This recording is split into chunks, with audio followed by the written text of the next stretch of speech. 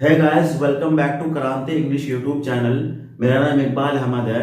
Friends, आज हम आपके लिए एक्टिव पैसिव वॉइस पर आधारित कुछ ऐसे महत्वपूर्ण क्वेश्चंस लेकर आए हैं जो क्वेश्चंस एग्जाम में बार बार पूछे जाते हैं, चाहे वो किसी भी टाइप का एग्जाम हो, चाहे वो कॉम्पिटिटिव एग्जाम हो, चाहे वो एकेडमिक एग्जाम हो।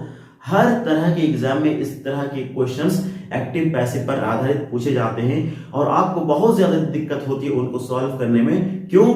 इसलिए चूंकि एक्टिव पैसिव का जो सबसे जबरदस्त ट्रिक है वो आपको नहीं पता होता है, वो किसी ने आपको नहीं बताया है अब तक, इसलिए आपको बहुत ज्यादा दिक्कत होती है। तो आपको आज हम सबसे जबरदस्त ट्रिक बताने वाले हैं एक्टिव पैसिव का, और उस ट्रिक को अगर आप फॉलो करेंगे तो फिर एक्टिव पैसिव पर आधारित क्वेश्चंस आप चुटकियों में सॉल्व कर ले जाएंगे। तो वीडियो आपके लिए बहुत ज्यादा महत्वपूर्ण होने वाला है, वीडियो को आखिर तक जरूर देखिएगा। तो चलिए वीडियो को स्टार्ट करते हैं। तो ये कुछ क्वेश्चंस हैं, है ना। आइए जरा इनके माध्यम से हम एक्टिव पैसिव का जो ट्रिक है, उसका जो कॉन्सेप्ट है, उसकी जो थ्योरीज है, उसको हम समझने की कोशिश करते हैं। तो जो सबसे पहला क्वेश्चन है वो है does she help the poor. ये किसमें है? ये प्रेजेंट सिंपल, और प्रेजेंट सिंपल का ये क्या है? यस नो क्वेश्चन है। प्रेजेंट सिंपल क्या है? ये यस नो क्वेश्चन है। और ये जो क्वेश्चन है ये एक्टिव वॉइस में, किसमें है?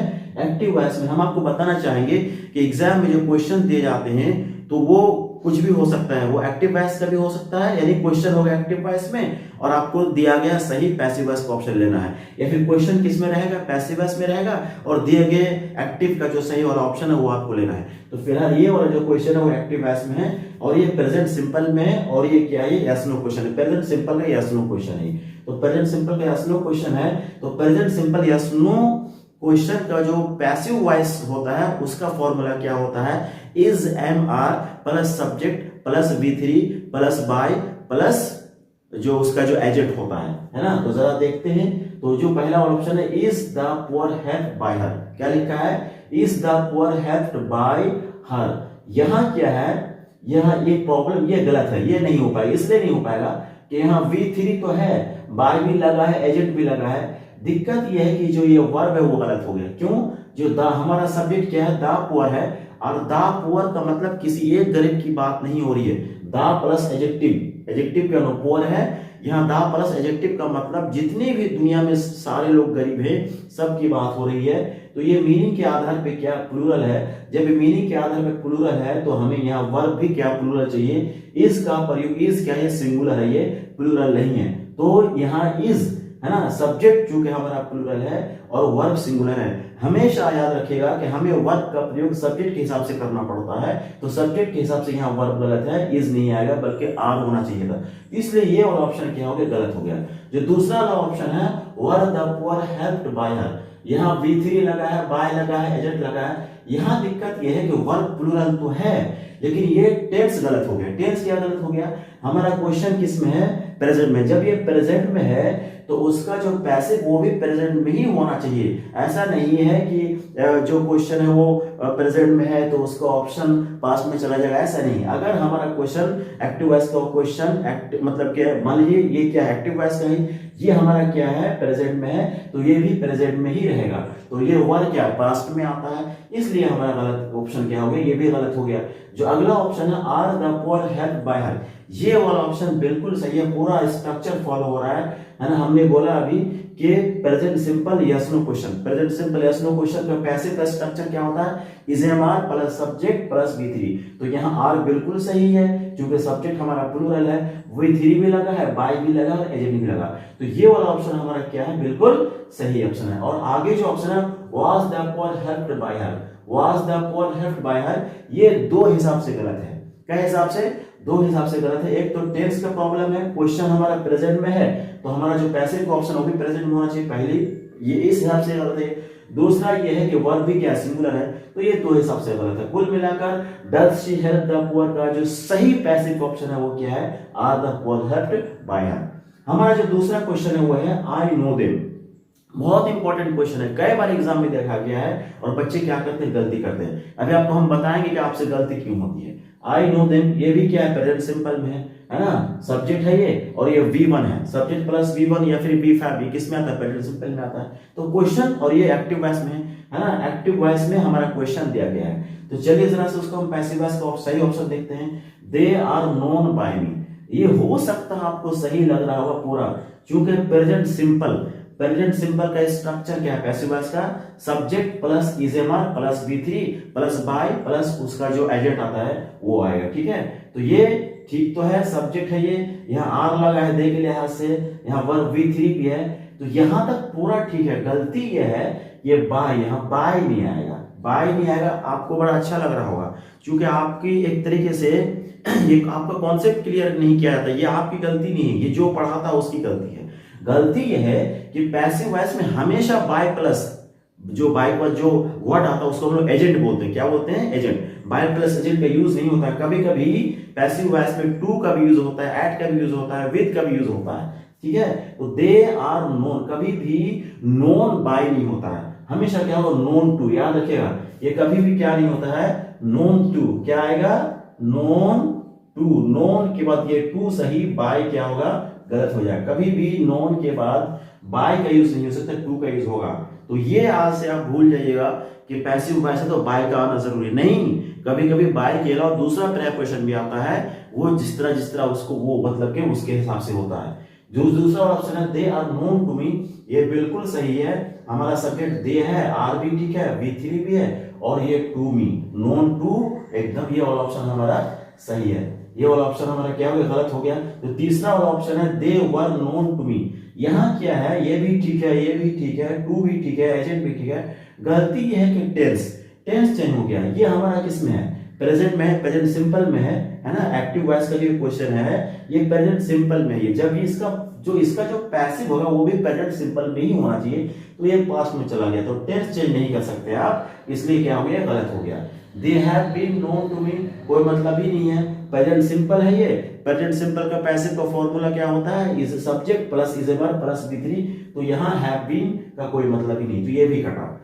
हमारा जो तीसरा क्वेश्चन है, did you inform the police, बहुत ही इंपॉर्टेंट कॉन्सेप्ट छुपा हुआ है इसमें, मैं आपको समझाता हूं। Did you inform the police, ये किस में? ये past simple yes no question. Did लगा है, डिड किस में आता है? पास्ट में आता है। Did you inform the police, ये पास्ट सिंपल का सेंटेंस और पास्ट सिंपल का यस नो क्वेश्चन का। तो past simple yes no question का फॉर्मूला क्या होता है? वाज या were plus subject plus V3। Was या वर सबसे पहले आएगा, उसके बाद सब्जेक्ट आएगा, फिर V3 आएगा, और आगे बाय प्लस एजेंट। इसका जरा जो ऑप्शन देखते हैं, was the police informed by you. हो सकता है आपको ये सही लग रहा होगा, लेकिन ये गलत है। गलत इसलिए है कि ये एक्टिव वॉइस का क्वेश्चन ये पास्ट में है और पैसिव का ऑप्शन भी पास्ट ही में है, लेकिन दिक्कत ये कि टेंस चेंज नहीं कर सकते आप। हमेशा याद रखिएगा कि जो एक्टिव पैसिव का जो क्वेश्चन होता है, तो क्वेश्चन जिस टेंस, अगर टेंस बेस्ड है, तो मैं ये बताना चाहता हूं कि एक्चुअली क्या होता है कि एक्टिव पैसिव का जो क्वेश्चन सिर्फ टेंस वाला ही नहीं होता, ये मॉडल का भी हो सकता है, किसी भी चीज का हो सकता है। तो अगर टेंस पर आधारित क्वेश्चन है, तो उसका जो ऑप्शन होगा वो भी उसी टेंस का होना चाहिए। जिस टेंस में क्वेश्चन है उसी टेंस में उसका आंसर भी होना चाहिए, टेंस चेंज नहीं होना चाहिए। तो हमारा पार्ट सिंपल में है, तो पार्ट सिंपल में है, तो ये भी पार्ट सिंपल में ही है। Was the police informed by you, ये पार्ट सिंपल में है, लेकिन गलती ये है, ये वर्ब का एग्रीमेंट नहीं हो पा रहा है। एग्रीमेंट मतलब वर्ब और सब्जेक्ट में तालमेल नहीं हो पा रहा है ना, यानी कि क्रिया और जो कर्ता उसमें तालमेल नहीं हो पा रहा है। ये द पुलिस, ये आपको लग रहा होगा कि यह सही है, लेकिन ये गलत है। द पुलिस ये क्या है? प्लूरल है। ये जो पुलिस वर्ड है ये शक्ल से सिंगुलर है, लेकिन ये मीनिंग के आधार पे क्या है? प्लूरल है। इसलिए पुलिस के साथ हमेशा जो क्रिया आएगी वो बहुवचन फॉर्म में आएगी, सिंगुलर फॉर्म में नहीं आएगी। तो इसलिए वाज के हमारा सिंगुलर है, और वर्ब ये वर्ब है ये, और यहाँ वर्ब है, तो हमारा सब्जेक्ट कौन है? पुलिस है, तो पुलिस के हिसाब से ये वाज क्या हो गया? गलत हो गया। तो ये हमारा प्रॉब्लम ये है कि यहाँ सब्जेक्ट के हिसाब से सही क्रिया का प्रयोग नहीं हुआ है, तो इसलिए गलत हो गया। दूसरा वाला had the police informed by you, यहाँ टेंस वाली प्रॉब्लम, टेंस चेंज हो चुका है। हमारा क्वेश्चन किस में है? पास्ट सिंपल में। एक्टिव का क्वेश्चन किस में? पास्ट सिंपल में। तो आपका जो पैसिव का ऑप्शन है वो भी पास्ट सिंपल में ही होना चाहिए। ये हैड द पुलिस इन्फॉर्म्ड, ये हैड प्लस V3 किस में आता है? पास्ट परफेक्ट में आता है, इसलिए टेंस वाली प्रॉब्लम इसलिए गलत हो गया। जो तीसरा वाला ऑप्शन है were the police informed by you, ये एकदम बिल्कुल सही है। ये पार्ट सिंपल और ये भी पार्ट सिंपल, ये पार्ट सिंपल एक्टिव, ये पार्ट सिंपल पैसिव। और पार्ट सिंपल पैसिव का स्ट्रक्चर क्या होता है? वाज या were plus subject plus V3 plus by plus agent. तो यहाँ वर बिल्कुल सही है पुलिस के लिहाज से, V3 भी लगा है, बाय भी लगा है, एजेंट भी लगा। तो ये वाला जो ऑप्शन है हमारा, ये बिल्कुल क्या एकदम सही है ये। उसके बाद जो अगला ऑप्शन है were the police to be informed by you, यहाँ गलत हो गया। यहाँ तक बिल्कुल सही है। टू बी, यहाँ टू का कोई मतलब नहीं है, टू बी का यहाँ कोई मतलब नहीं है ना, क्योंकि ये पार्ट सिंपल में, और पार्ट सिंपल का स्ट्रक्चर क्या होता है, वाज या were plus subject plus B3 है ना, और बाय प्लस एजेंट। तो यहाँ टू बी का कोई मतलब नहीं, इसलिए ये ऑप्शन नहीं हमारा क्या हो गया, गलत हो गया। अगला जो क्वेश्चन है वो है I was laughed eight bye her, sorry I was laughed eight by one. अब ये जो क्वेश्चन है ये पैसिव वॉइस में, यानी क्वेश्चन ही हमारा क्या पैसिव वॉइस में है, तो उसका सही वाला एक्टिव वाला ऑप्शन हमको लेना है। ये किस में है, ये अगर हम टेंस की बात करें तो पार्ट सिंपल, किस में है, ये पार्ट सिंपल पैसिव में है। जरा सा देखते हैं, मोहन लाफ्ड एट मी, ये एकदम बिल्कुल सही है। मोहन चूंकि हमारा क्या part simple active, part simple active का स्ट्रक्चर क्या होता है, subject plus V2 plus object, कहानी खत्म। तो ये हमारा सब्जेक्ट है, ये V2 है, तो ये और एट भी लगा है। ये लाफ एट, ये क्या है, फ्रेजल वर्ब है। लाफ एट क्या है, फ्रेजल वर्ब है। यहां से अगर आप एट को हटा देते तो गलत हो जाएगा। लाफ एट एकदम दोनों को लाना पड़ेगा, अगर आप एट को हटा देंगे तो गलत हो जाएगा। ये वाला ऑप्शन हमारा बिल्कुल सही है। जो दूसरा ऑप्शन मोहन लाफिंग, ये गलत हो गया। क्यों, चूंकि एट लगा है, एट और एट ये फ्रेजल वर्ब है, एट यहां से हटा नहीं सकते, इसलिए गलत हो गया।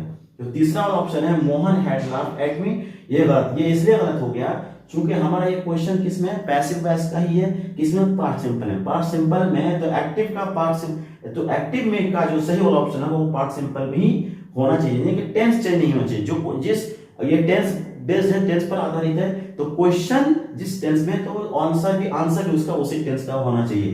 तो मोहन हैड लाफ्ड, ये किसमें आ गया, हैड प्लस V3 किसमें, पास्ट परफेक्ट में आता है, इसलिए गलत हो गया।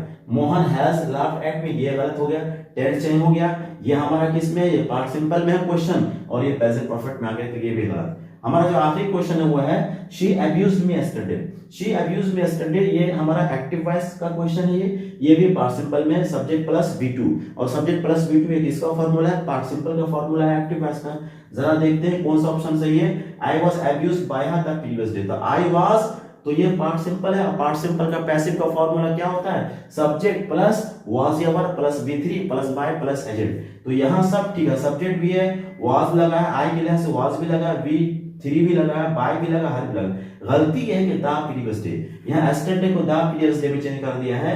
ये एक्टिव पैसिव है, और एक्टिव पैसिव में जो एडवर्ब वाले होता है, यस्टरडे को द प्रीवियस डे में, या द फॉलोइंग डे को, या नेक्स्ट डे को द फॉलोइंग डे में, ये या टुडे को दैट डे में, ये किस में होता है, ये नरेशन में होता है, एक्टिव वॉइस में नहीं होता है। बच्चे फंस जाते हैं ये। तो आप कभी भी क्वेश्चन को सॉल्व करें, अगर इस टाइप का आता है तो आपको ध्यान में रखना है कि ये जो हम लोग चेंज करते हैं, यस्टरडे को द प्रीवियस डे में, टुडे को दैट डे में, टुमारो को द फॉलोइंग डे में, ये फॉलोइंग डे में, ये किस में होता है, ये नरेशन में होता है, डायरेक्ट इनडायरेक्ट में होता है। एक्टिव पैसिव में ऐसा नहीं होता है ना। तो एक्टिव पैसिव में यस्टरडे ये सब कुछ चेंज नहीं करते हैं, तो यह यस्टरडे ही होना चाहिए था, इसलिए गलत हो गया। अगला है I was abused by her yesterday, ये बिल्कुल सही है। जो पैसिव वॉइस का स्ट्रक्चर होना चाहिए, सब्जेक्ट प्लस वाज या were plus V3 plus by plus agent, तो ये बिल्कुल सही है। यस्टरडे ये बिल्कुल, ये वाला ऑप्शन हमारा क्या है, सही है। ये जो अगला ऑप्शन है I was to be abused by her, to be का कोई मतलब नहीं होता, पार्ट सिंपल में है, टू बी का कोई मतलब नहीं, ये गलत हो गया। I had been abused, tense change हो गया, क्योंकि हमारा क्वेश्चन किसमें, पार्ट सिंपल में है। तो जो जिस ऑप्शन को हम लेंगे है ना, तो उसका भी टेंस वही होना चाहिए जो हमारे क्वेश्चन का है। तो हम उम्मीद करते हैं कि एक्टिव और पैसिव पर आधारित जो कॉन्सेप्ट हमने आपको दिया है, जो चीजें हमने आपको समझाने की कोशिश की, वो आपको सारी चीजें अच्छे तरीके से समझ में आई होंगी। अगर वीडियो अच्छा लगा तो प्लीज लाइक और शेयर जरूर कीजिएगा। Thank you very much, good bye.